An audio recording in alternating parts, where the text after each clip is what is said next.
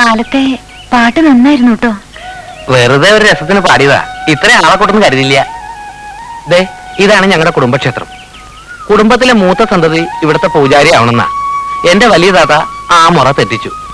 അങ്ങനെ കുടുംബം കുട്ടിച്ചോറായി. വലിയ ശക്തിയുള്ള പ്രതിഷ്ഠയാണേ. ഇപ്പം മുറപ്രകാരം ഇവിടുത്തെ പൂജാരി ആവേണ്ടത് ഞാനാ. പിന്നെന്താ ആവാത്തെ? പൂജാരി ആവണമെങ്കിൽ വേളി കഴിക്കാൻ പാടില്ല, ബ്രഹ്മചാരി ആവണം. വേളി കഴിക്കാൻ പാടില്ലാത്തോണ്ടാണോ പൂജാരി ആവാത്തെ?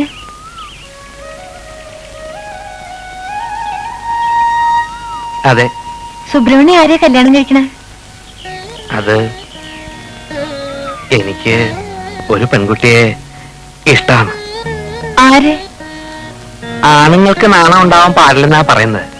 പക്ഷെ ഈ കുട്ടിയെ കുറിച്ച് പറയുമ്പോ എനിക്കൊരല്പ നാണുണ്ട്. പ്രത്യേകിച്ചും ആ കുട്ടി എന്റെ കൂടെ ഉണ്ടാവുമ്പം. ആരായി കുട്ടി? ആരൊന്നും ഞാൻ പറയണില്ല. പക്ഷെ ഇപ്പോ എനിക്കിത്തിരി നാണാവുന്നുണ്ട്.